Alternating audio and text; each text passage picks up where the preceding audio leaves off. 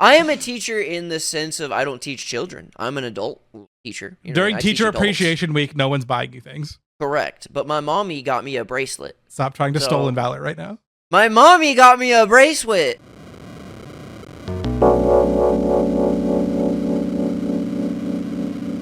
Alrighty, welcome back to the Softlock Cafe. Definitely always on time. Didn't take a week off for anything. I missed you guys. Welcome into the podcast. Yeah. New mic, new me. Honestly, feeling better than I've ever felt before. So the old mic, which is right here, for whatever reason, I had to do an update on my computer to try to solve a Microsoft Store issue that I was having. And when I updated it, my mic died. It exploded. So it's a Fifine mic. And in my audio settings, it would say, hey, this is your Fifine mic. And this is like, what it does. After the update, it just registered it as a USB mic. And it's like someone had taken the gain and cranked it through the fucking roof. Like you could hear Oath was complaining he could hear the fan on my computer. And he was like, bro, you need to turn off like the AC or the fan or whatever you got going in your room. I was like, there's literally nothing. I don't know what you're talking about. And he was picking up the fan. It was that loud. When I typed, people were crying, blood rolling out of their eyes because the sound was so loud. And like we have filters and stuff on it, but like putting like a gate, like a noise filter on it doesn't matter when everything is being cranked up so loud. So thankfully Truman, host of Grub Buds, twitch.tv/Steehnmachine, shout out Grub Buds, shout out, just the news, shout out. This is the app that goes viral, dude. Shout out everybody. There it is. Whoa. We had just an extra mic on that set, and I was like, hey, buddy, imagine. And so Truman ran me over a mic. It's got a gain knob on the mic itself, so I can just turn it down. It's crazy. A gay knob? Oh, my God. Happy Pride Month, everybody. We're recording this in Pride Month, but it will not be Pride Month when this comes out. This is coming out July 3rd. Boo. Boo. Everyone hates July 3rd. No gay people in July. There's a reason the month ends. I'm sorry. No. Oh, no, you're right. Don't cancel me. Don't cancel me. I turned off the rainbow lights because it won't be in June. There we go. We're safe. There we go. All right. Well, the Republicans aren't going to cancel us. The gay people aren't going to cancel us. We're safe from being canceled. Yeah. So that's why we're late. That's how my weeks have been going, dude. I just feel like I keep getting kicked in the dick over and over and over again, but it's fine. We'll be fine. The thing is, I fucked it up. Yeah, go ahead and cut that one, yeggog. I don't know if that makes it in. No, it makes it in. I'm funny. We're +2 in that one. Cancel him, chat. What? We're not canceling me. We got too many other people to cancel this week. What are you talking about? What do you mean? Who else is getting canceled? Well, it's not funny. To be clear, this is not a laughing matter. True. I also was just trying to transition, but yes, what we're about to talk about is not very funny. If you're not familiar with the Smash scene or like Ludwig, Atriarch stands, adjacent, whatever you may be, right? The face of Melee for a while now has been like either Mango or Hbox, pretty much. Like, even though, there are new people that are winning, like the people that are winning now, their goats are them, right? So Mango at the top of Melee, and Ludwig is hosting Beerio Kart, earlier in the, well, by the time this goes up, it will be a couple weeks ago. And at that event, Mango blew like a 0.37 or like a 0.34 blood alcohol and was just belligerent, very belligerent the whole time. And there were a couple of moments where, like, I don't want to like call out any streamer by name because I doubt that they want like a ton of attention drawn to them specifically, because it doesn't matter who he did it to. The fact was that he was doing it to like so many people. Like, he was humping. Like, he got a cardboard cutout of himself, put it between himself and a streamer that was a woman, and he just started humping the air around on it, and like just like laying on top of them and shit, and like they were so obviously like brutally uncomfortable and disgusted with it. At one point, he was humping the back of the head of a female streamer as well, which is just very not okay. No, at no point is that cool. I was saying Ludwig had like made the point because like at some points like Mango was humping Ludwig, Mango was humping like Eamon, things like that. Like, that's a little different because like he knows them and they're friends. I can't explain how easy it is to not just hump random people that you don't know.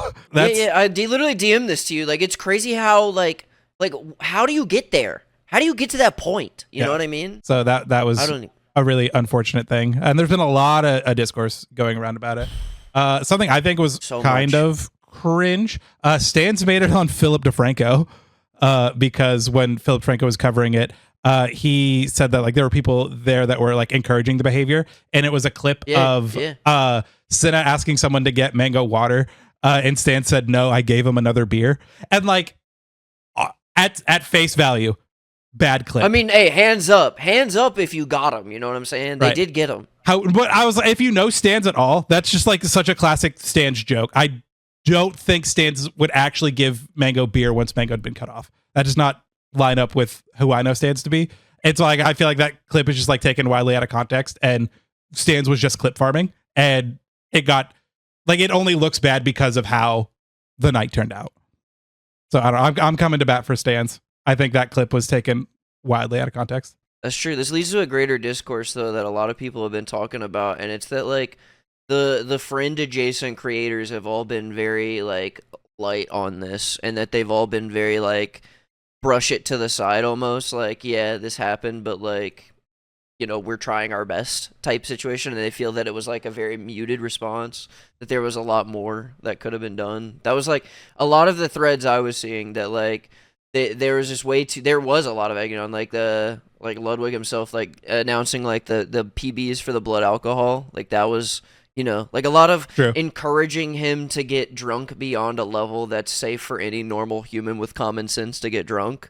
Point, like, how do you get to 0.34 and they go like, holy shit, let's go? Like, I don't know. I'm so far removed from like the frat college lifestyle. Like, maybe if I was, you know, at Kappa Alpha Pi or whatever, maybe that would get me turned, and I would get torqued off that. But I'm 26 years old. Right. Yeah. Old. I was like, Ludwig himself did say that was a bad look in hindsight. He's like, we should not have been doing that one. Yeah, I will say, all things considered, though, the people who are like trying to crucify like Ludwig, or like trying to say that like Stans couldn't do more, like at the end of the day, like they can't control the actions of other people. You know what I mean? Oh, that is something to consider as well. And then also, another thing that I wanted to talk about, because it's interesting to me, is to see like how many people got offended for somebody that like how parasocial it got so fast. You know what I mean?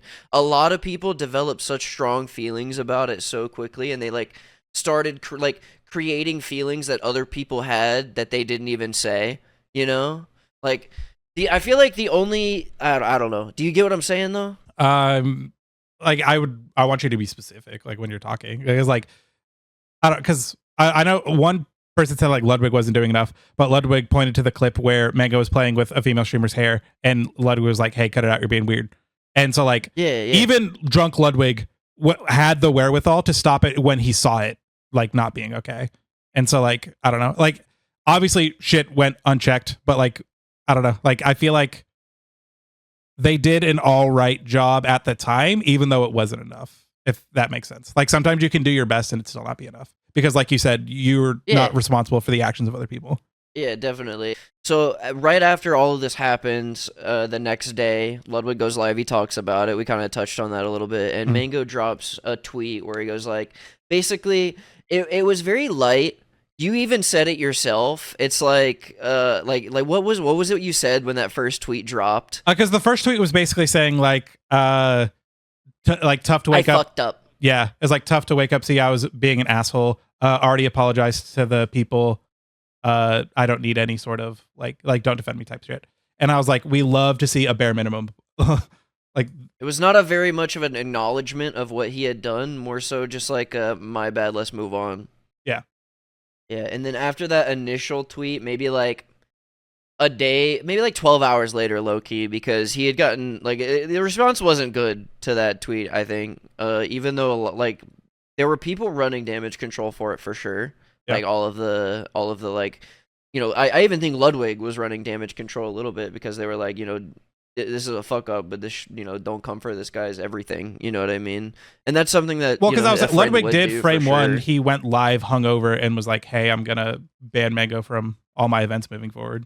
Yeah, he said he didn't want it to be like a thing hanging over Cutie's event that was like that next day as well. So he like wanted to make sure he handled it so that wasn't like all in chat all day. Yeah.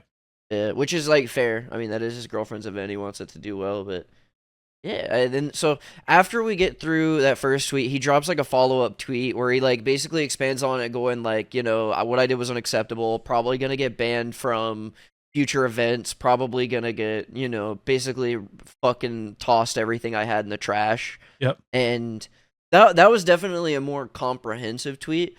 But then the elusive third tweet hit the timeline. I thought this one was pretty unnecessary, where he was like, you guys aren't going to see me for a while, gonna like check myself and like look into rehab, that kind of thing. Like, which I think I'm is acknowledging fair. this. I feel like I don't want to say bare minimum, but rehab is like one of the things that should happen here for sure.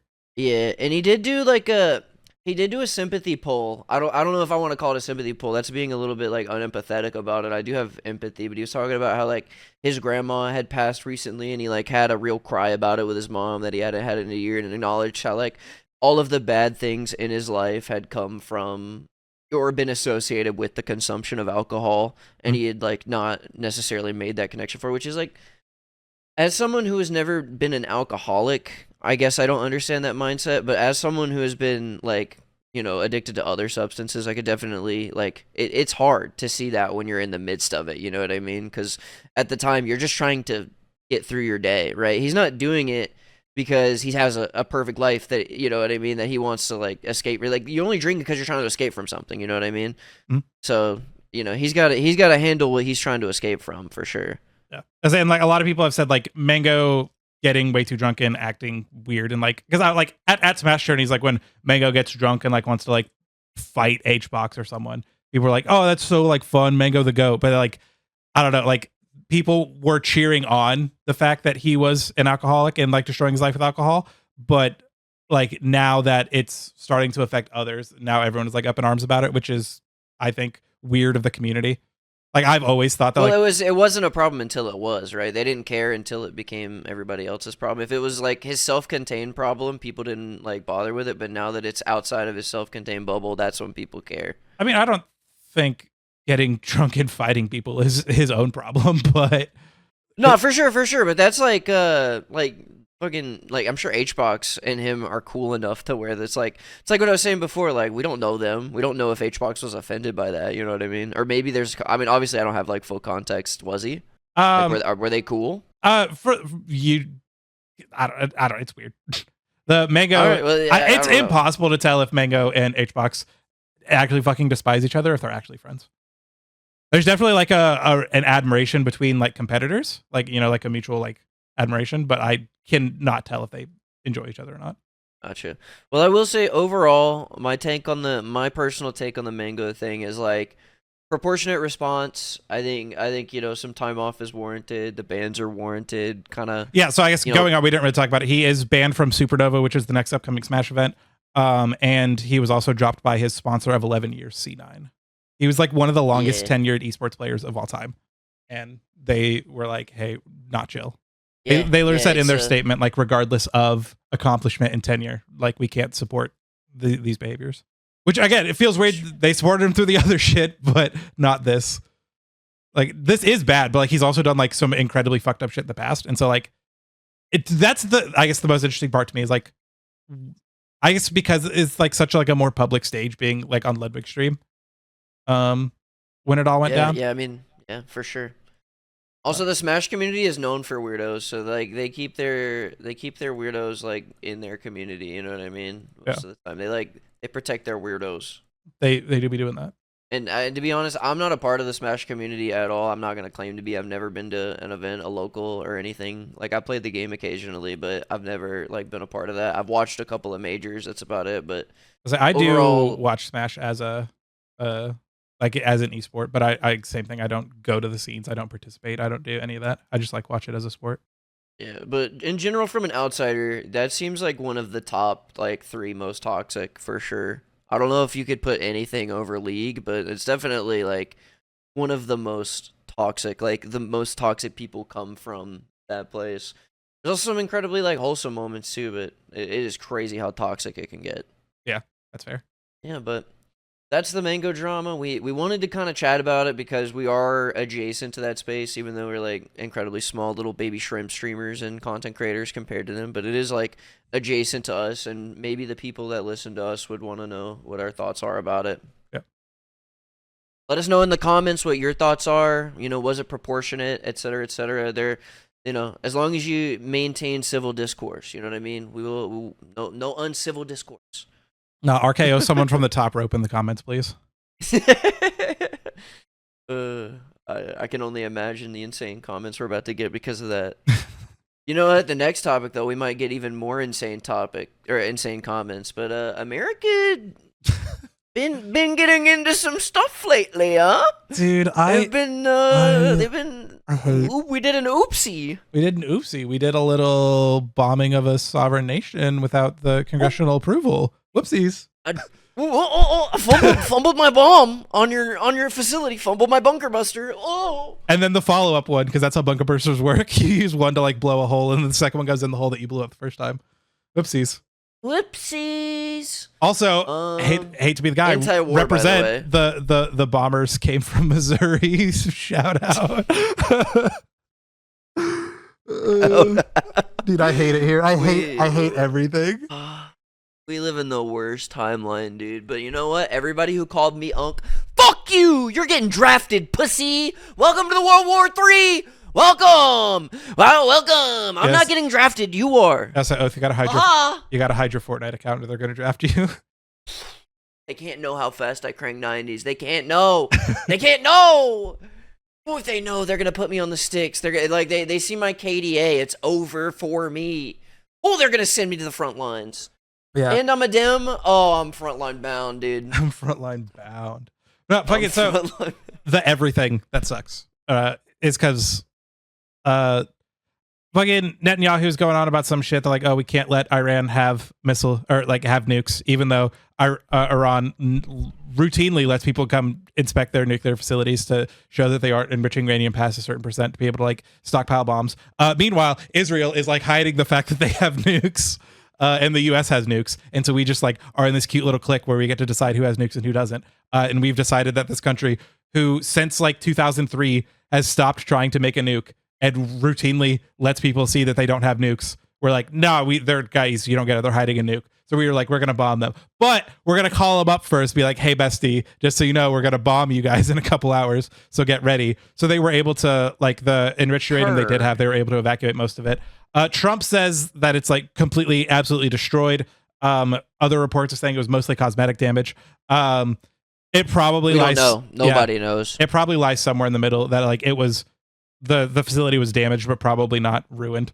If I had to, was there uranium in there in the first place? You know, I feel like there's never gonna be a knowledge on that, but right. We are in the midst of like a SpongeBob SquarePants movie situation where Mr. Krabs has opened up Iran 2 right next door to the original one.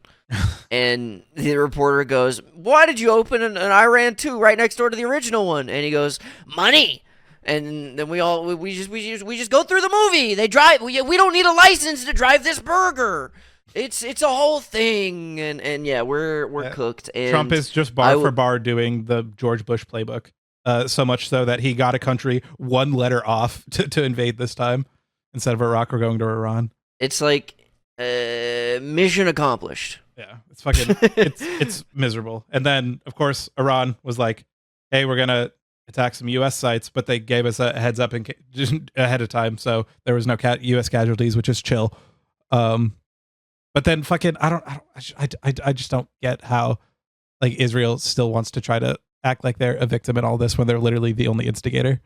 Well, I mean, I will say like this. It's like so Mickey Mouse. Their reasoning, you know what I mean? It's like why are we doing the same thing? And it's so transparent how like the goalposts continue to move. And this, I don't want to turn this into like, oh, shit's on conservatives, but like it is insane to go. It is insane to go from like Republicans being like, this is the most anti-war president in the history of ever, and like our line is war, and that is why we voted for Trump, is because he will never bring us into any new wars. And then less than 6 months in, From January 20th to June 20th, this MFer, 6 months, basically to the day, is dropping bombs on other countries. Like, and then you're seeing people on conservative subreddits and like on X, the Everything app, and on all these like online spaces talking about how it's like Iran deserved this, and like they just instantly move the goalpost, right? You can't draw a line and then like erase it. I don't know. It just like it blows my mind. It just like, because like obviously there's nothing that they could do that would lose them at this point, right? Obviously, but it's like, bro, it's so transparent. Like your brain is mush. It's gotta be mush. Like there's nothing left. Yeah, it's insane. Because like you could never point to conservatives being wrong if they never stand for anything in the first place. Although we did get the crazy clip of Tucker Carlson owning Ted Cruz, which was kind of funny. It was one of those moments where like one of the worst people you know is right. Yeah. You know what I mean? It's like you're right, but also fuck you. Yeah. You know, a little bit. Again, nothing pains me more than agreeing with anything Tucker Carlson's ever said. Yeah, and the problem with it is he did it in like the most slimy Tucker Carlson way ever too. For sure. And like they literally got Ted Cruz in his own trap. It was like, fuck, man. It's like he's good. He's good. He was good there. Like, and then the like, the Ted Cruz tweet that he put out the next day, it was like well, it was like, put the tweet up. Yeah, put the tweet up. It's like fucking someone asking Luke Skywalker if he knows the population of the Death Star before they blew it up. It's like, bro, what sort of fucking, these are so not even close in what you're trying to do. Yeah, it's like a false fucking Equivalency. psychosemantic ass argument. Yeah.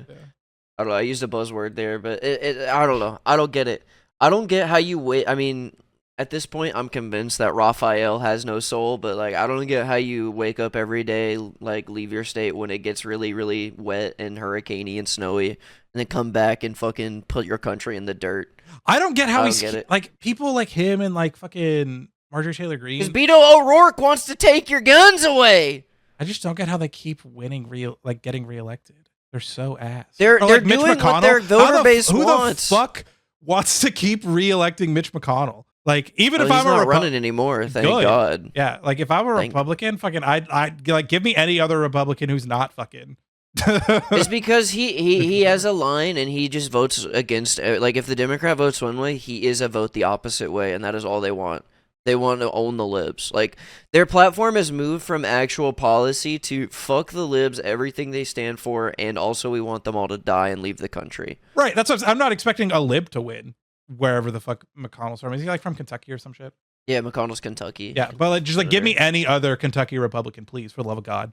Like they have to be better. You say that, than but the corpse. Like then Mark Robinson pulls up, you know what I mean? And you fucking eat your words real fast. Well, I'm saying like from a Republican perspective, give me anyone else. As a Dem, I don't give a shit. They're all gonna fucking. That's what I'm saying. The same amount of shit.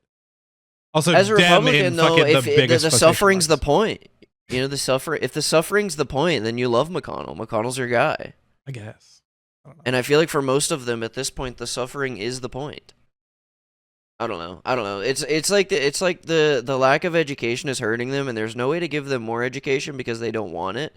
And like any education to them is the woke. You know what I mean? So like, how do you educate someone who doesn't want to be educated? I don't know. Put them in a fucking camp, but then you're like them. How do you do this? Going off script, I've just received word. Tyler, the creator, has tweeted out, "Enough with podcasters. We need electricians and teachers." How do you respond? Hey, Tyler, you want to come on our podcast? Dude, that'd be so sick. Mr. the Creator, please.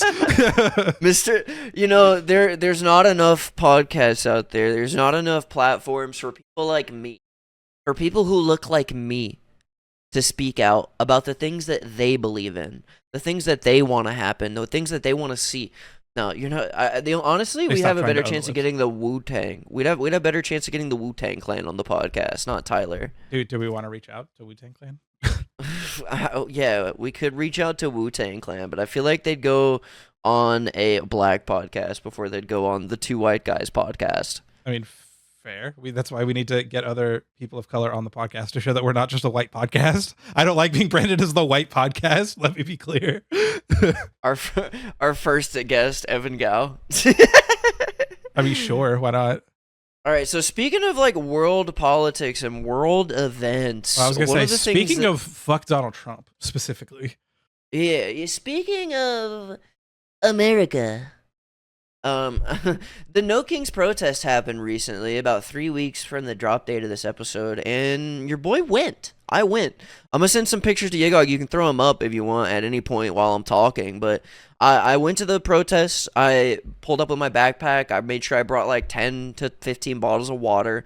I brought a bunch of dried strawberries, you know, that I can hand out, make sure that everybody was watered up, fed up, and this was not my very first ever protest, but it was my first protest that surprised me with how many people turned out. I'll dox my county. I live in Catawba County, and this is, if you look up the voter registration data and how we voted in 2024, it was very red. It was like 35-65. It improved to get me completely clear, to be completely clear, but it was not very red or not very blue, and everybody showed up. We had over 1,000 people in the county show up. I was very happy. It was old people, they were young people, people of, you know, black people, white people, Hispanic people, gay people. Everybody was there. We had The gays love a protest. yeah, we had about, well, that's kind of how Pride started, as a protest, right? We can talk about that a little later. We already did talk about that last episode. Well, like it's Pride Month. We're still talking about it. I got lessons later. Fucking don't blow my spot up. But there were like 20 speakers. You know, there was a section where we just in general had the guy who baptized Dylan Roof spoke at the protest, which was insane.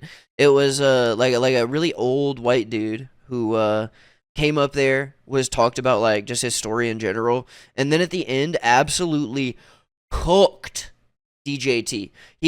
He called him like the antithesis to all things Christian. Like basically did everything falling short of calling him the literal Antichrist. And I was snapping. I was like, okay, Mr. Priestman. And he's a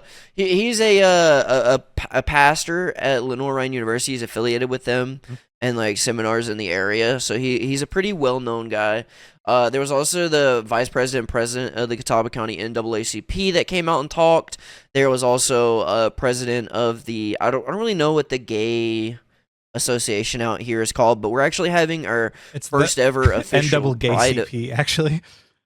Yeah. Well, the No. NAACP has organized their first ever Pride event in Catawba County, like official Pride event that's happening. So we're excited. That's actually happening in 3 days from the date of filming. We're filming on June 25th. It's on June 28th. So it'll happen. I'll pull up just to support the homies, see what's going on.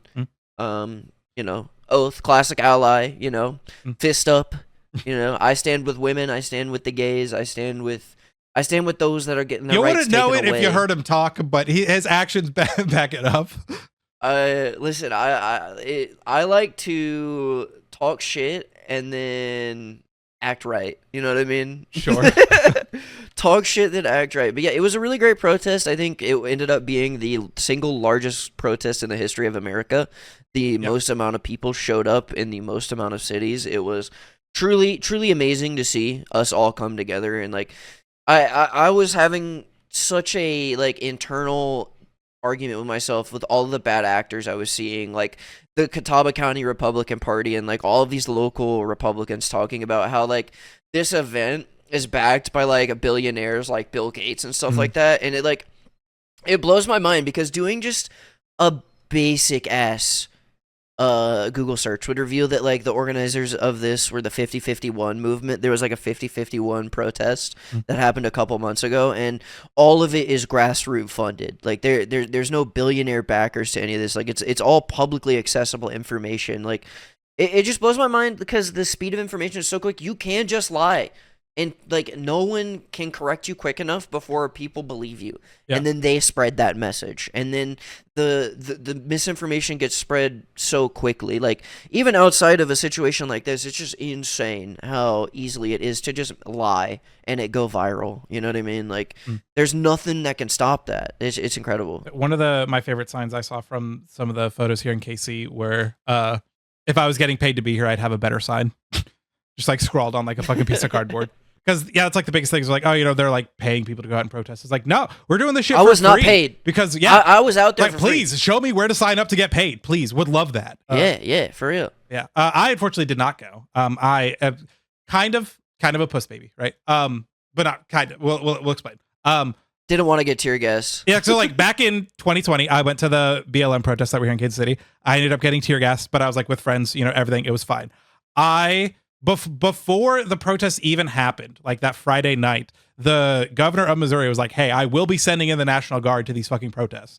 And so I didn't have like anyone to go with, and I'm like, I don't want to, and I don't drive, so I would have had to like take the bus down there or like Uber, what the fuck have you. And I did not want to run the risk of potentially getting tear gassed and not having like people with me that I know that I could like, would have my back. Like obviously the random protesters would have my back, but like I wanted the sense of security.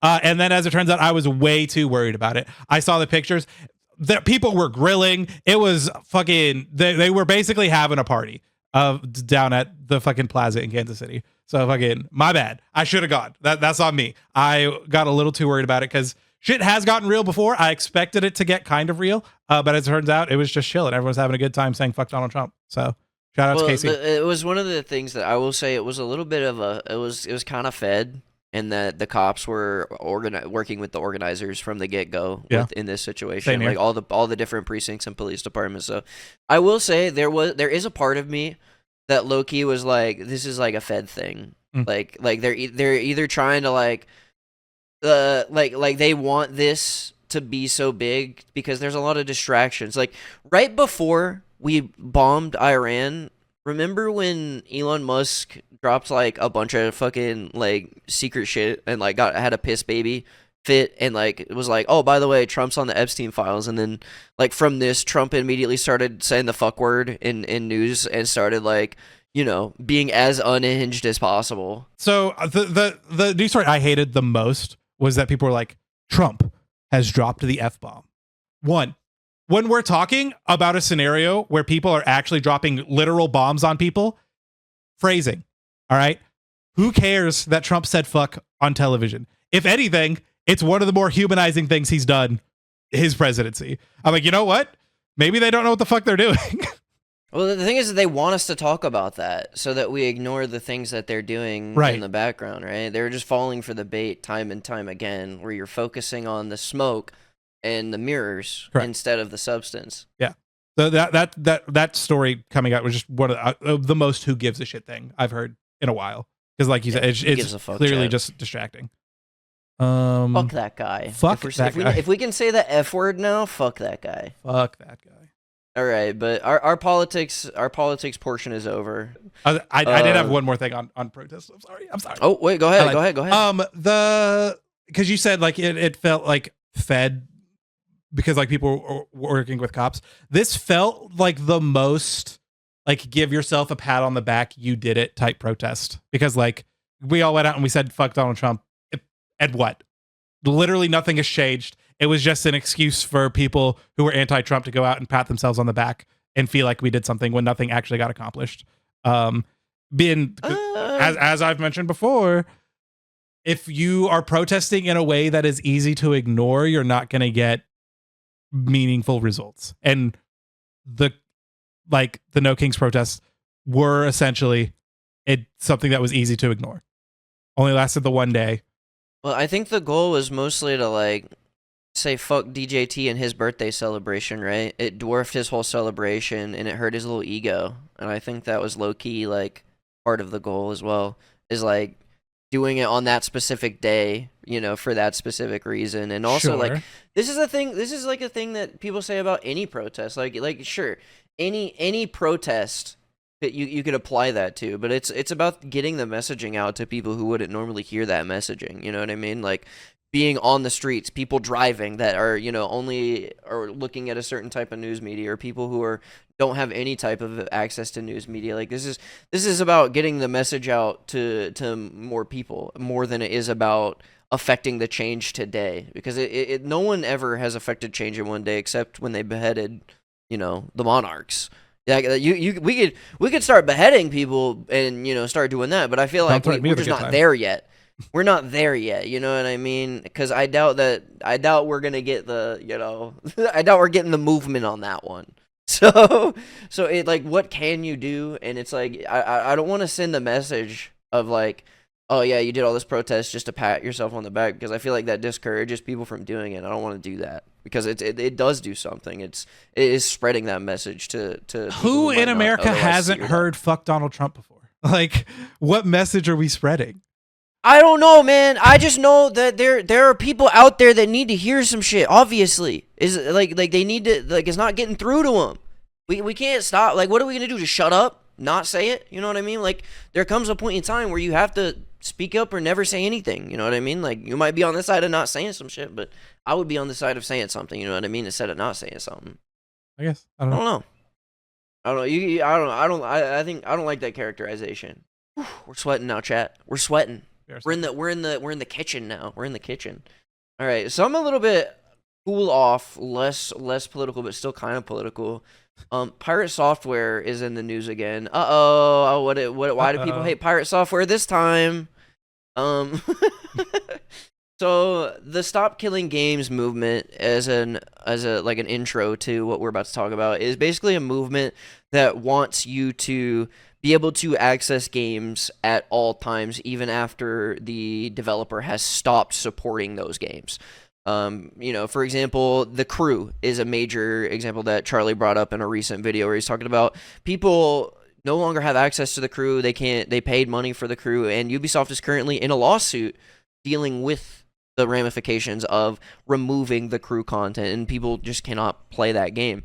And the Stop Killing Games movement really didn't have a lot of steam. It picked up a little bit of steam, but a lot of that steam died when Pirate Software in the past made a video talking about how the Stop Killing Games movement was not specific enough. And from what I understand and the way that it has been presented to me, it seems like he just fully misunderstands what this movement is about. And then once he misunderstood it, he like doubled down and did the same thing he did that made everybody mad with him in the WoW. It's just like refusing to admit that, like, maybe I did misunderstand this or mischaracterize this. And basically this has become just another incredibly blown out of proportion situation where, like, Charlie Moist Critical has been like reaching out in the DMs to Thor to talk about it and like making videos trying to just like talk about it, because Charlie cares about this too. And I think this is something that a lot of people can get behind. Like, any normal person who cares about gaming can get behind this. It just seems that, like, Thor likes to be a contrarian. He likes to be right and on the opposite end of a bunch of people. And it's just like, I don't personally get that mindset, but it's very interesting to see how this scenario has played out, especially with like recent conversations Pirate Software has had with healthygamer.gg, talking about how, like, the reason that people don't like you is because of how smug you are in every situation, how you have this like refusal to admit when you're wrong, etc. What are your thoughts on this, Z? Because like one of the main things that like Thor had said was that like what the Stop Killing Games movement stands for is that, like, if like a live service game were to be like, hey, we're like pulling the plug on this, that the developer should then have to tailor it to be like a single player experience that they can like give to the people. And literally nowhere in the movement does it say that. And this is just like a point he keeps trying to drive into the ground over and over and over again. And when you hear stuff like that, you're like, wow, this sounds like insane. Why would anyone support this movement? Because that is like an unrealistic ask of developers. And if anything, that would make developers not want to make games like that anymore, which we can, whether or not live service games should exist is a whole fucking topic in of itself. But like, I feel like most people can agree that that's like an absurd ask. But that's just not what the ask is. And because Thor has such a like good presence, because he's so influential in the space, that misinformation is going around as fact, and it's been highly damaging to the Stop Killing Games movement. And all Charlie was trying to do would be like, hey, can you at least like, walk back the parts that were just like flagrantly wrong? And Thor is just like, no, what I said it actually is right, and you're stupid. And it's just, I don't know. And it's all very, very not chill. As of today, Thor has posted like 3 tweets in a chain with screenshots trying to justify his position, and Thor will never see this. Thor will never hear this. But like, let me speak to you directly, boss. Like, it's okay to grow. It's okay to be wrong. It's okay. It's okay. No one will think less of you. Oh, famously never wrong on the podcast. No one will think less of you for going, you know what? My bad. Because at the end of the day, we all want to play games. And there's like even if you don't agree with the wording and you're trying to die on this hill, it doesn't matter. It just doesn't matter. Really, dog. It doesn't matter. Enjoy the furry stuff. All right, back to the podcast. Speaking of the furry stuff, you saw the F1 movie. Here we go. How's that been going? So, all right, here is the oath review of the F1 movie. I was seated, right, the movie theater experience, the standard thing. I will say the line is getting unreasonable. You can't have, like, 3 underpaid, high-as-fuck 19-year-olds behind that counter and expect these lines to be moving. I'm sorry, but if I sit there and I sit in line for 15 minutes and there's only like 5 people in front of us in line, that's incredible. That's like 3 minutes per person. And that is unbelievable to me that you can manage to spend 3 minutes at a concession stand like register. Even if you're buying tickets, most people have already bought their tickets online because it's an early screening, right? Early screenings, everybody's buying online. So at Max, all the people are doing is like going to go get popcorn, handing out drink cups. Maybe they're they got a guy in the back that's putting the hot dog in the grill, and it blows my mind how annoying it is to get into the theater. But whatever, we get into the theater, my dad makes friends with the guy in line and like starts standing beside him instead of beside me, so it acts like my dad is going to the movies with somebody else for a little bit, which like threw me for a loop. I thought I was going to the movies with my dad, but whatever. So we get seated, we go in, we're in the Dolby Atmos theater, which is like the blacks are blacker, the whites are whiter, the sound is soundier, whatever you want. The seats vibrate when the F1 cars go by, and the movie, good. Was it absolute cinema? Okay, I understand the universe that the F1 drivers live in, where they're like, the racing was not what we wanted, because I don't want to spoil the movie, but there was a lot of rule bending in the racing. Intentional rule, but like it is addressed within the story that it is rule bending, but there's just a lot of things that the FIA would not let fly, and they would see through pretty insta. That kind of just they let fly for the sake of the movie. So the F1 drivers were not able to suspend belief because they're fucking turbo virgins. All they know is FIA and drive car. Sure. But for like people who just want to watch a movie and say hell yeah, that's one of them. That's a hell yeah movie. There are just so many moments where it's like you're like, oh, that's sick, and like, oh, hell yeah, oh, whoa. Dialogue, 4 out of 10. We don't go to the F1 movie to watch Brad Pitt talk cringily to the chief about, oh, you're the first ever woman technical director for a team. Yeah, you must have had a lot of balls. Get it? 'Cause she's a woman. Balls. Ah! And of course, they end up falling in love.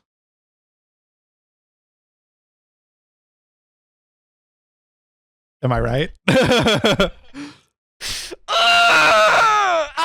Tell me how good the romance plot was. Yeah. I'm not gonna say anything about that, but there was a romance plot line, and then So the dialogue was the cringiest part of the movie. If the movie had 0 dialogue and was all racing, I think it would low-key be a 9 out of 10.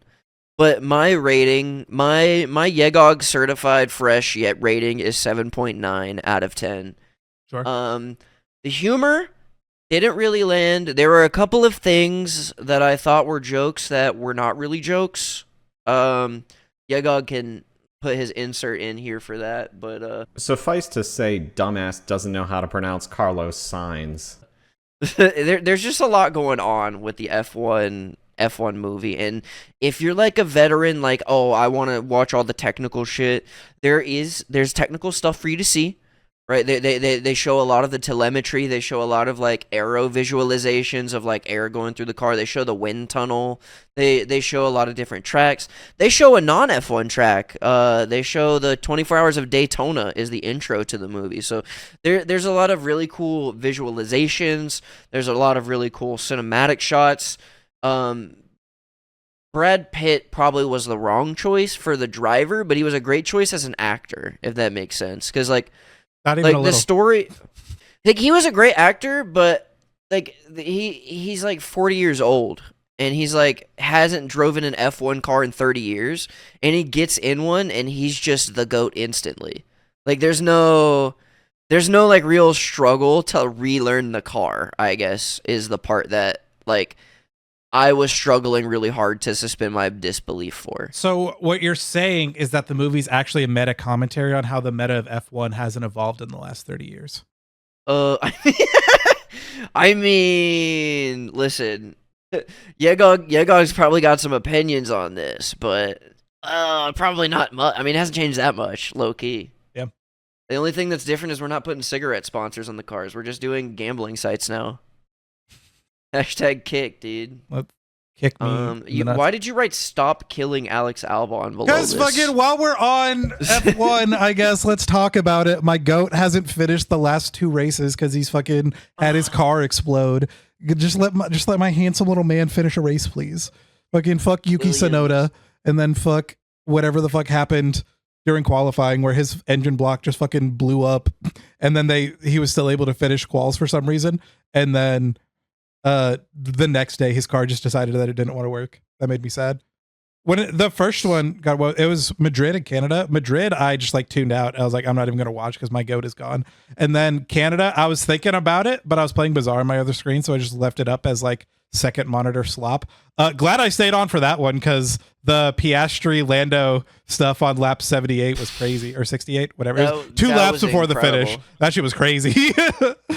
It's funny because the F1 movie that just came out, there's a couple moments that might, reflect what happened recently. They actually rewrote, reshot, and then re-edited the movie specifically for what happened in the Canadian Grand Prix. It was sick. Well, I will say that moment also has happened to McLaren before at that literal exact same spot, like 10 to 12 years prior. So, like, McLaren is just super unlucky right there. But also, I'm a Lando fan. That was insane behavior. Yeah, I sent you a meme that was like, I'd follow Lando to hell and back. I just wish he'd stop going there. It is insane because, he deserved to get slapped a little bit for that one. Bro was misbehaving. God, sorry. He tweeted out, he was like, yeah, that was silly. And I was like, he's just so silly, guys. You don't get it. He's just a little whimsy guy, just being silly on the track. It's caused $2 million in damage, slightly. A little whimsical. A little whimsical. Probably not 2 million. Probably a couple $100,000 though. He damaged the floor. He crashed into the wall. He damaged his whole front end and like tires. So it's like it's probably gonna be like a rebuild at that point. It's probably, I mean, obviously, but yeah. I feel like I will say I did not learn anything about F1 from this movie, which I don't know if that was their purpose, but I do not know more about F1 now than I did in like the past, you know what I mean, before I watched the movie. So that's where I'm at with that. 7.9 out of 10.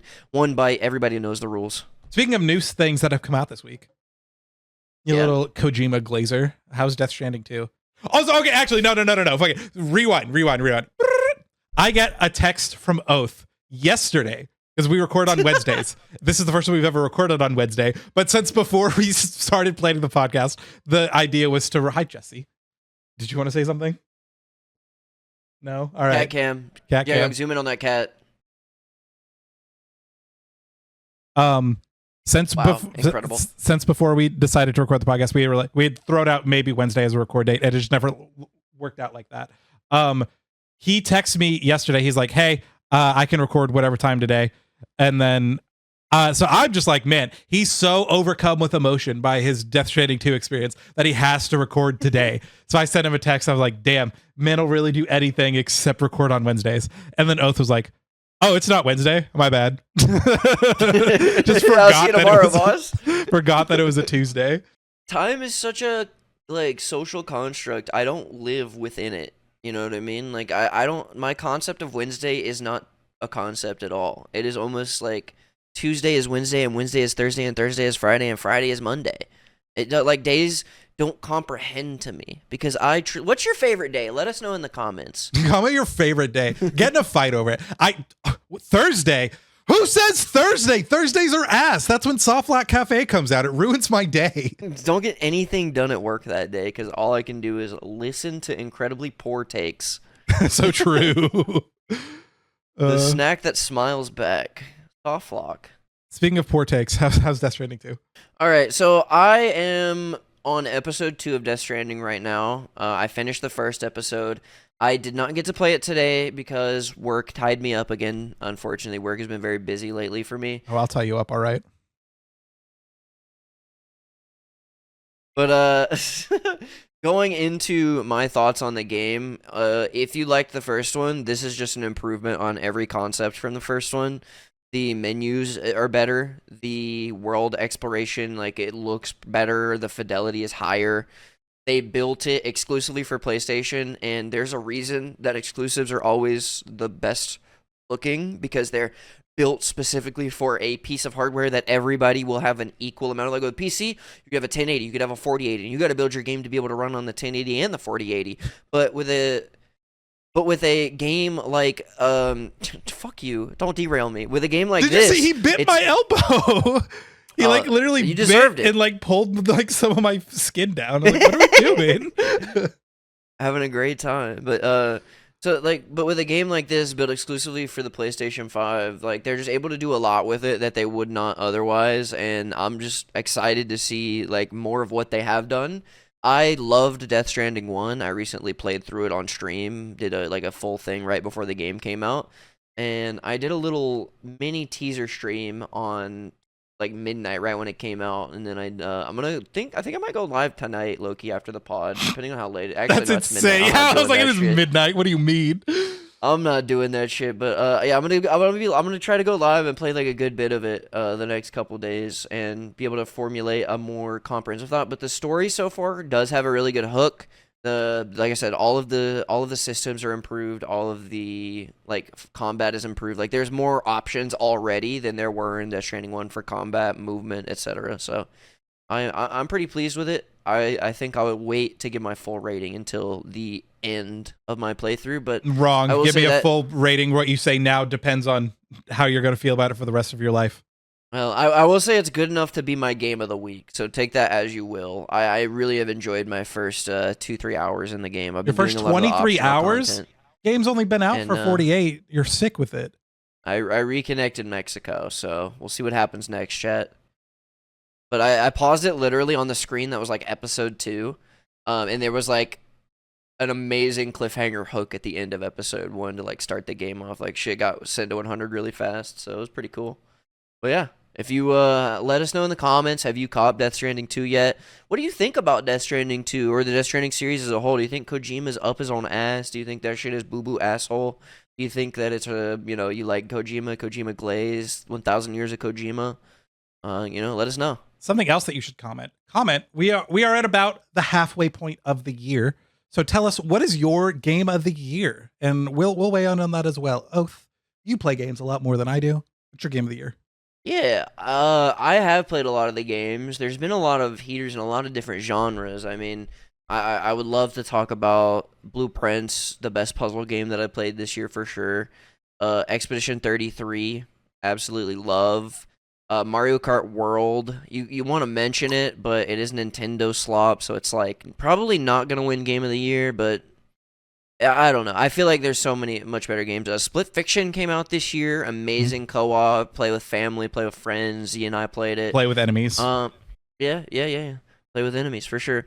Doom Dark Ages, I felt like was people had a little bit of a miss there. It was a little bit of a miss. Another miss, Monster Hunter Wilds. A little bit of a miss there too, unfortunately. But I think for me, the main thing that drives my vote for the game of the year is just the amount of impact that this game had on me. Like, I still think about this game every day, and it's Expedition 33, baby. 1,000 Years of Supremacy. Expedition 33, Game of the Year this year, Game of the Year next year, Game of the year after that, Game of the Year every year, baby. Expedition 33. In let's 5 years, when go. it gets the remaster re-release, that is also going to win Game of the Year. For real. And they're going to like revamp the turn-based combat again in a way that nobody's ever seen before. Do you think that Oblivion Remaster could qualify for Game of the Year? No. Why? Because Oblivion is more of like nostalgia bait. The game's not that good. The game's like gasoline. What do you mean? the game is like the game's not better than like the experience and like the things that you feel playing Oblivion. Like you don't like I don't feel emotions playing Oblivion like sadness and happiness. That like the story doesn't make me feel those things, right? The gameplay, sure, but like the full experience of Expedition 33 is what does it. And like I feel like Oblivion as well had some pretty severe optimization issues when it first came out. Like you have to have a tank to run that shit. Genuine. It is truly badly optimized. I feel like that wasn't the question I asked. I feel like what I was asking is like, do you think a remaster should qualify at all for Game of the Year? I mean, I said Rebirth should have won Game of the Year last year. That's that different though. That is not calling that Final Fantasy VII is just abject falsehood. I would never vote for a game that's titled whatever and then remastered. I would not vote for that for Game of the Year ever. I would not. And I'm not saying like, it's going to that's win. fine to acknowledge it and like put it on the list if you want, but I wouldn't. It should never win, and people should never vote for it. I guess like, but the thing is, like, if it should never win and people should never vote for it, then maybe it shouldn't be on the list. You know, I don't know. I think it ultimately is like a decision that everybody makes themselves. But a remaster is like, it's not original content in the way that like Rebirth was. So I would correct. say that in general, I will agree that Rebirth is a different category. Yeah, I would not vote for it. But if it was, I would not also like make a Twitter post if it was in the category. I'd be like, if it was good enough, I'd get it. But if it was ass, I'd be like, I don't know why this is here. That's like for any game, remaster or not, you know. Mm. If it's good enough to get the nod, then put it on the list. Fair.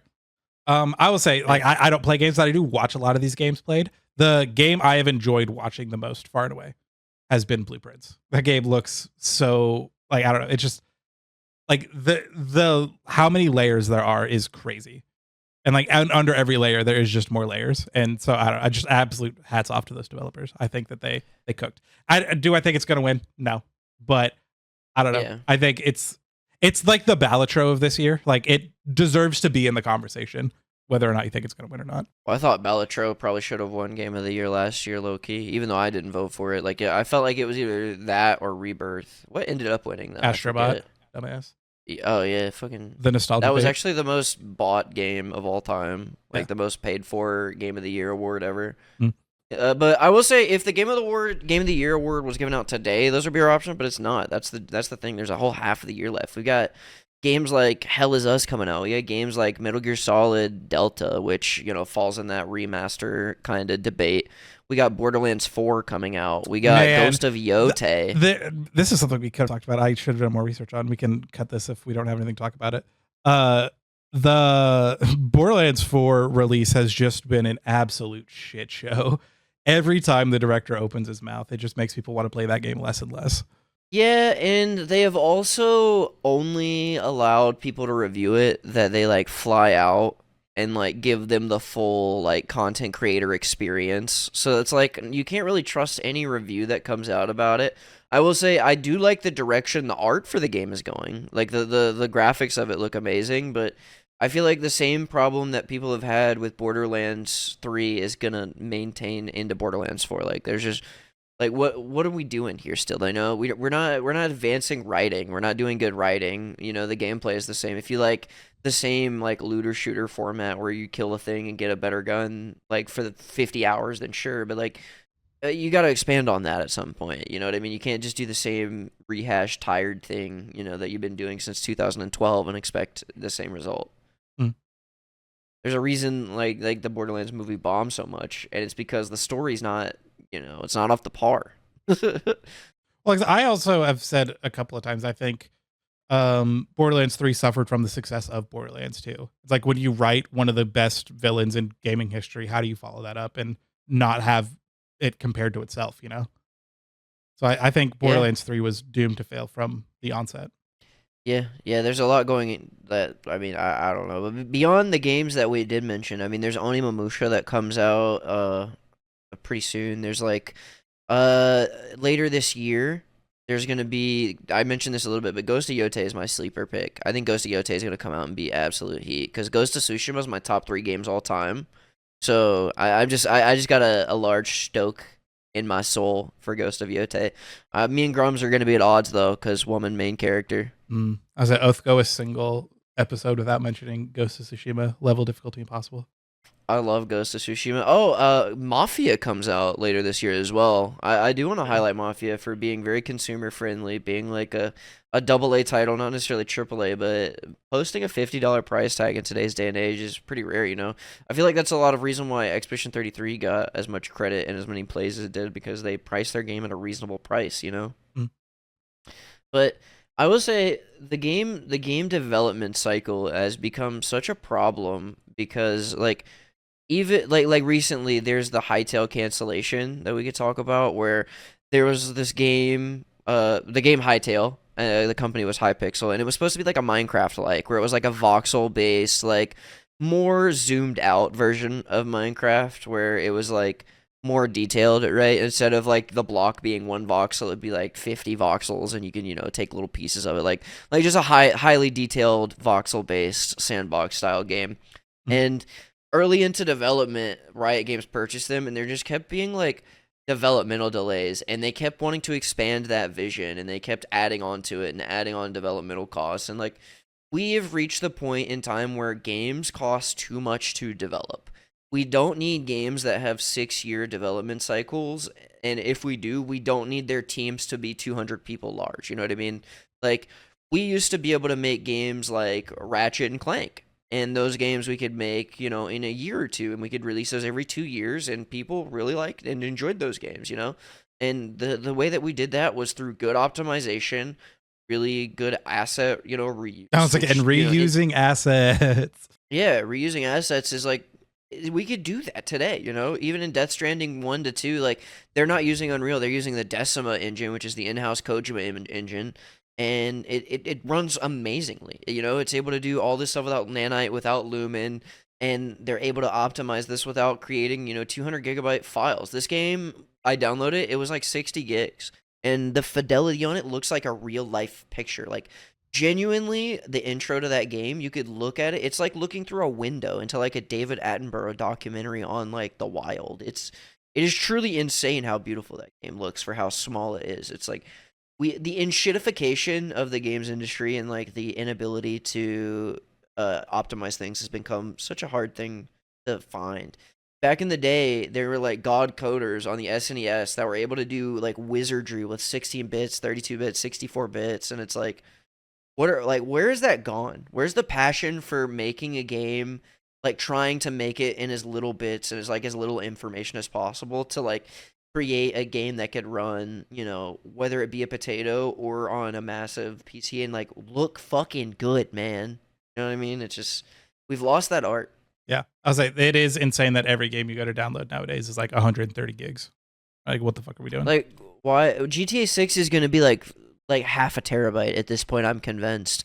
Unless there's like unless they hired some god tier optimizers, but I don't know. It seems like they got rid of some chaff with all the Mind's Eye team and all the way that went. So maybe we'll see what happens. That game's never coming out, though. They're going to delay it again. My prediction is that this game gets delayed next year to the next year. So hot off the press for Game of the Year contender, Little Nightmares 3 comes out October 10th.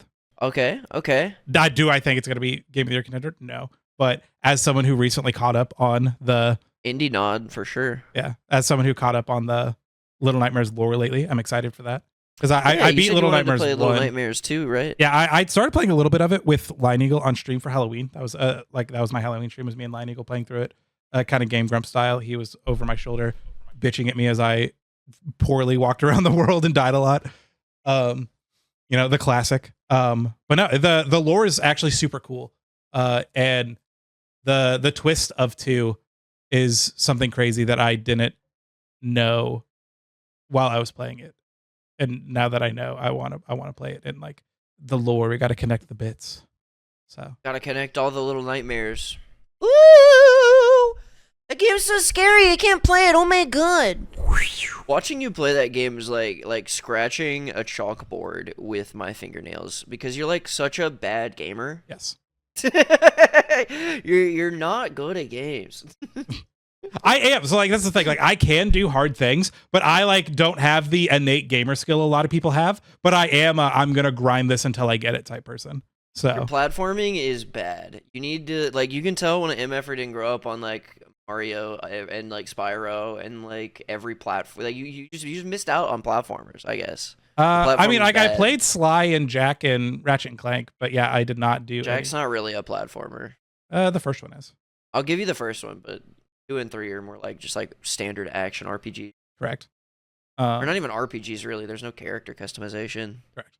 Yeah, it's more like a GTA. Like honestly, Like a God of War, Ragnarok. not. I said GTA. What are you talking about? Yeah, we said the same thing. I hate this man.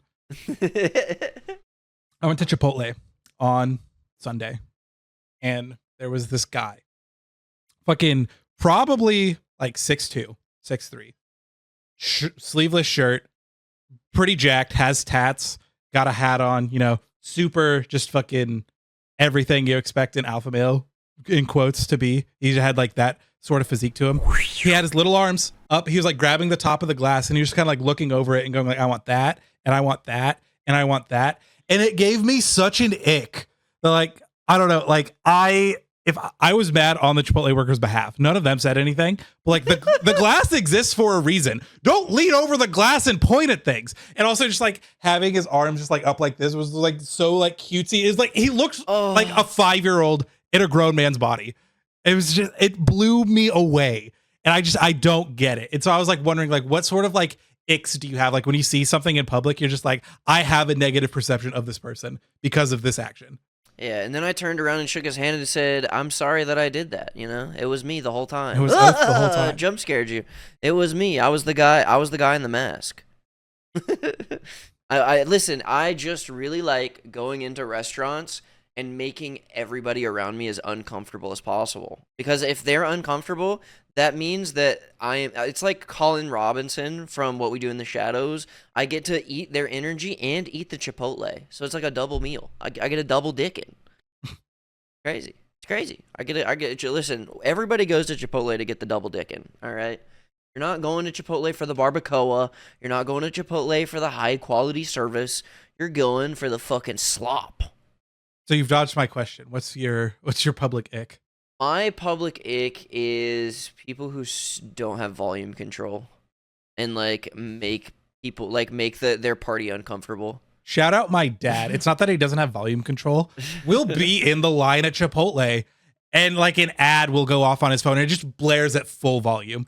And I'm like, brother, why do you have your phone making noise? It's every time we go out in public. He just refuses to turn his phone on. Or like we'll be at home like we're watching Taskmaster right now. We just finished season 2. And he'll just like have his phone go off. And I'm just like, dude, just turn the volume on your phone down. Like cause he plays like it's like Fish Candy Crush basically. And he just never once has he ever had the volume down when an ad went off. And like it's that those things drive me crazy. Or he'll like watch a YouTube video while we're waiting for a movie to start in a movie theater. And I'm just like, what are we doing here? Don't have your phone play volume and like have volume in public.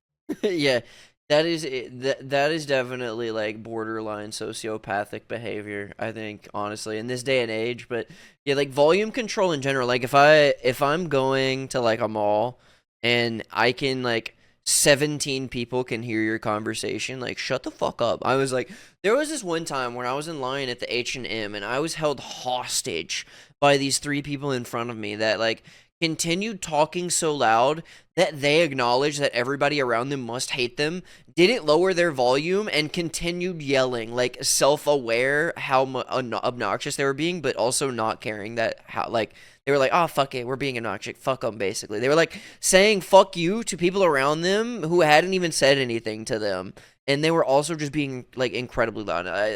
That situation is my like I've never been more publicly icked by a stranger in my life. Like I get publicly icked by my family all the time, but I feel like that's just like a part of being in a family is being icked out by them constantly. So like outside of my family, like the biggest stranger ick is that.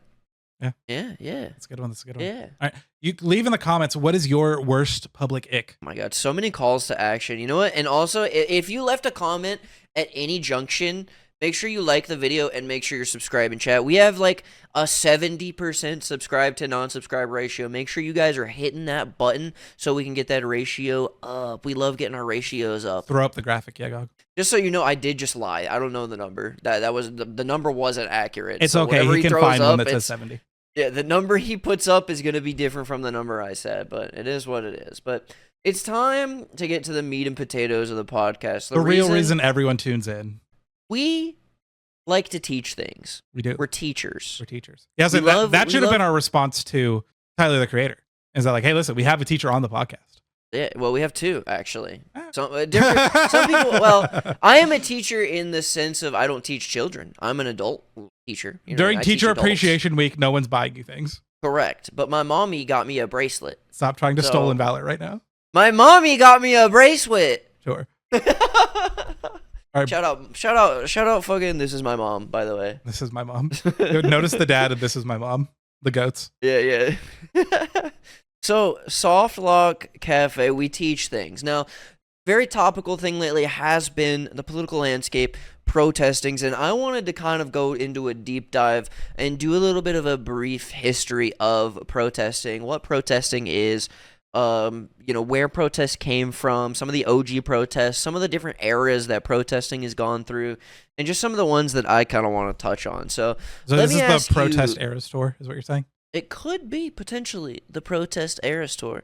I don't know about you. Are you feeling 22? But I was gonna do I was gonna change the words, like those guys who do the cock and ball, like the man. I need the gay songs. So you made the mistake of following me back on TikTok. When you open your TikTok for the next time, you're gonna have like 20 DMs from me, and like at least 6 of them are those videos of dudes replacing words about with sucking dick. I chimed in with the haven't you people ever heard of sucking the goddamn cock? No. Sorry, Dad. I'm getting a DM about that later from him. He's like, so what was that about? Let me ask you this, Z. What do you think the OG protest was? Or when? Or like how? Just give me like your general idea of what you think it might be. I mean, probably like for basically as long as humans have been getting together. But there's probably like the French Revolution is a good one. The Boston Tea Party is a good one. Go way further back. Yeah, I know. Way further. You know what? I'll say it. The people that were building the pyramids probably had something to say about building the pyramids. You think they were able to organize a protest? Perchance. I don't know. Perchance, yes. Well, I'll tell you. All right, let's go back into the old days here. So this is literally your Roman Empire. Well, speaking of the Roman Empire, the Spartacus Uprising is actually the slave rebellion against the Roman Empire that was basically the original protest that turned into a war. It started as a peaceful protest and immediately turned violent almost like within a day, and then there was the entire rebellion led against the Romans by Spartacus. It was the Third Servile War, and the revolt actually was successful. They defeated the Roman armies, and then they were crushed by the emperor almost immediately after that. So they had an initial victory, but then they all were murdered. So that is like a thing, though, with protesting, right? You got to be willing to put it all on the line. Even in the original protest, there were people willing to stand and fight and die for their cause. Right? Let's talk next thing here. So we've got Enlightenment era protesting. So we can jump forward probably by 2,000 years, get out of the BCE. Believe it or not, nothing happened of note in 2,000 years.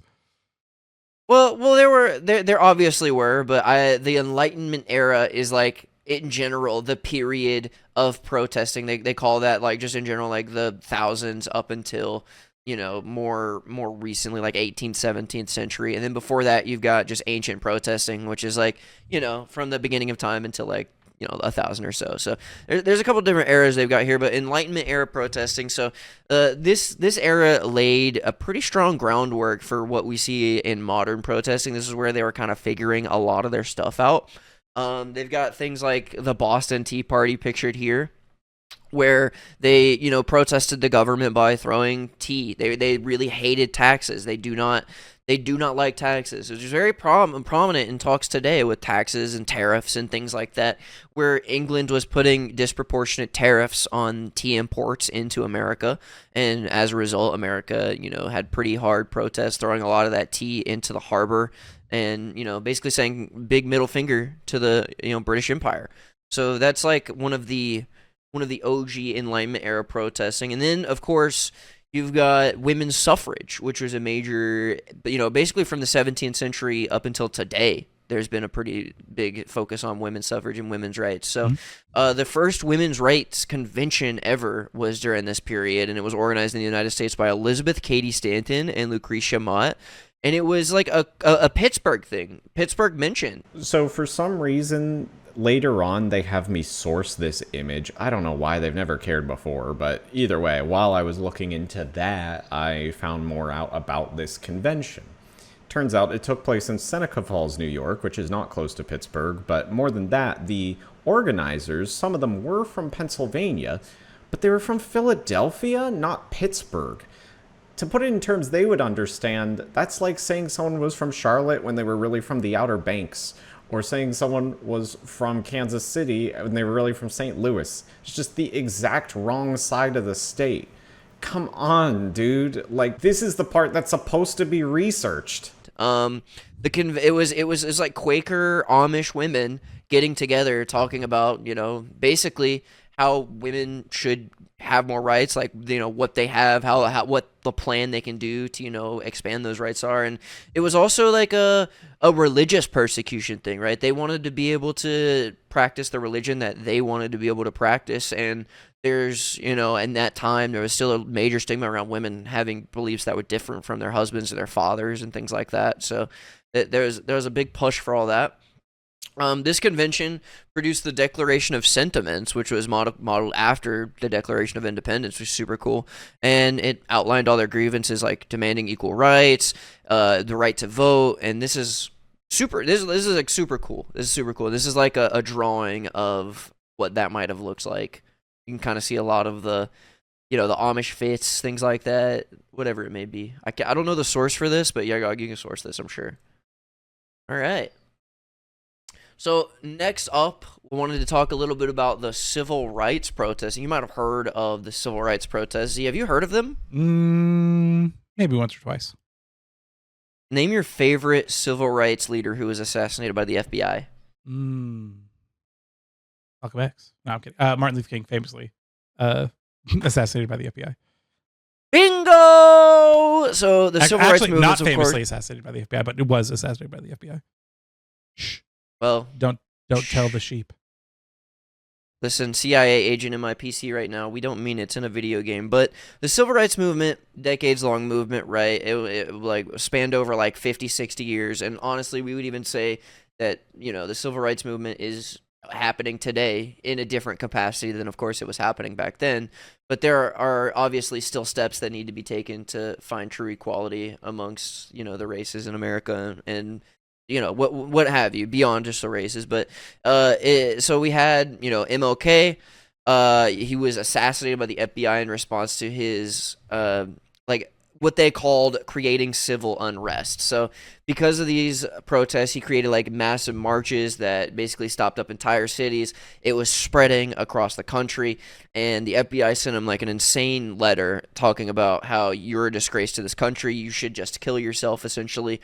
And I wanted to highlight this because this is something that happens frequently, right? If a protest gains national movement, there is always going to be some sort of suppression, some sort of effort to quell the movement if it goes against the status quo of what the government is going for, which is like, we talked about this a little earlier about like oh, you protest. Well, what was it for? Well, clearly, this protest was, clearly this protest had an effect if the government was sending out letters like that and they were, trying to actively shut it down and assassinate major leaders involved with organizing this movement. So, like, that the government will always find a way to try to minimize your impact, and it will, like, if it goes against the status quo. Like, if you're protesting for, tax cuts for billionaires, they'll be on your side. But if you're a normal human being and you don't want billionaires to get tax cuts, that system is going to find a way to try to suppress that message, which is why, like, protesting is so important, because major media outlets and the way that most people obtain and consume news nowadays, they're not getting the true message out. And, like, there's so much of this online culture surrounding it too, where you're not going to say the same shit in person that you said online. You're not going to be as nice of a person online as you are in person, because there's not that level of mutual footing. You don't know what that person looks like. You don't know what that person, how they stand, how they talk, etc. You only get the window of the online aspect. So what's up? I'm just agreeing. Yeah. So I think it's just important for me to highlight the ways that, like, these movements are so important, and the government has ways to, like, shut it down, and they will intimidate. They will even act like they're your friend in an effort to make sure that your message is not, spread as effectively as it could be. But the important thing is to not give up, because MLK was assassinated and the movement only grew stronger, right? This is sort of like a Hydra situation, where you can cut off one head, but 10 heads will rise up in place of that initial head that was cut off, which is super important, because we are many and we are loud, but we cannot be silent, right? True. So the next protest I wanted to talk about that was kind of recent. It was going on around the same time as the protests for the civil rights stuff. The Vietnam War, the war protests, the protests that our current president, like, literally wanted to join because he did not want to go to the Vietnam War. He had bone spurs. Mr. President, you got bone spurs. Oh my gosh. So he dodged his little service. But beyond that, this conflict was actually what created, like, the biggest organized anti-war movement in the history of the country. Most of the wars that America got involved with, most of the country was pretty on board with. World War I, World War II, etc. Like, the little conflicts we got involved with, like, in the 1900s and before. But this marked, like, a stark shift, because it was like 80 to 90% disapproval rating for the Vietnam War in America, and yet they still continued to pursue that and act like, they just needed to raise Vietnam to the ground for some reason. So the protests, which were led by students most of the time, like, were spread across the country. They had things like teach-ins and mass demonstrations for, like, draft resistance. So there was a lot of, like, social school movements, and this led to the Kent State shootings. Have you ever heard of the Kent State shootings, Z? These I am actually unfamiliar with. So the Kent State shootings were in 1970, and it was May 4th. The Ohio National Guard fired on unarmed students protesting the Vietnam War at Kent State University. So there were 4 deaths and 9 injuries. So this was a major example of government overstep and fascism kind of at work, even in the early days, and, like, the roots of fascism in this country, like, brewing, and, like, the way that the National Guard was deployed against citizens, and the way that the National Guard is being deployed against citizens in LA today. So time is really just a circle. We continue to repeat the same things in the same, like, situations. We are literally going through anti-war protests and anti-immigration protests that mirror the anti-war protests and the anti-immigration protests of the 70s and the 80s of the Reaganism and Lyndon B. Johnson eras. And Lyndon B. Johnson was a little bit before that, but that whole era, essentially. So this is something I wanted to talk about, because, like, the government oversight, the government overreach, this is something that we see, and it's something to highlight, because the way that they combated that is, after this happened, there was major reform, and, like, it seems like we get the most reform when it gets darkest. Like it has to get darker before it gets better, it almost seems like, in almost every, like, in all of this. So it's like, just strap in, you know what I mean? I want to provide a warning to, like, strap in, because it seems like this is going to come to a darker turn before it gets better, low key. All right, so I want to talk a little bit about where our right to protest comes from in America, specifically for my non-American viewers. Obviously, you guys don't. This doesn't necessarily apply to you, but this is for my Ameriboos out there. So the First Amendment was essentially a direct response to religious persecution that the founding fathers experienced when they were in Britain. And sorry, Alice is hunting the TV. So obviously they're Protestant, they're Quakers, a lot of them, and Britain was mostly Catholic at this point, with a little bit of Protestant, and it's also a lot of Jewish persecution. A lot of the Jews fled as well. So our country is basically made up of people who have been fleeing this religious persecution, and the founding fathers wanted to solidify the ability for anyone in this country to be able to have their own religion, to be able to have their own perspective, to be able to speak about what they believe in, which is, what I believe in could be different from what Z believes in, could be different from what you believe in. And the reason that we have that ability is because the founding fathers codified that as a direct response to the religious persecution they were seeing in Britain, and just the general social persecution, which is beyond the First Amendment, is kind of just why America was formed in general, was because we were, trying, the people that settled in this country were trying to escape the persecution of Britain. But in doing that, they became the persecutors of the Native Americans. So can't do that without mentioning that, to be honest with you. So yeah, that is the classic America. It's like, do as we say, not as we do. Exactly. But all of this is coming to a head because I wanted to go through the history of this, and I wanted to explain to you why you could protest briefly, all to say, no one can stop you from calling the president a chode. Call him a pussy. Call him a chode. Call him names because it gets under his skin. It works. It works. That's the one thing that works on this dumb asshole. Call him a literal loser. Call him a dumb idiot that doesn't even know how to make his bed in the morning. Call him whatever he wants to, whatever he likes. Call him the opposite of that, because that's our First Amendment right, damn it. So the original title for this slide was, feel free to censor this, yeggog, is that rare example of a phrase that I think is actually not protected by the First Amendment. So that was hype. That was a crazy DM to get, because Oath sent me a DM. It was just a little snippet. He was like, hey, you think this will fly? And I was like, probably not. That's been my lesson. That's been a brief history of protesting, and that's been the episode this week. That's what's been on the menu. Let us know what you liked, what you didn't like, what you want to see on the menu next time. Comment that Thanks Donald for Trump's watching. a chode. Like and subscribe. See you guys next week. Peace.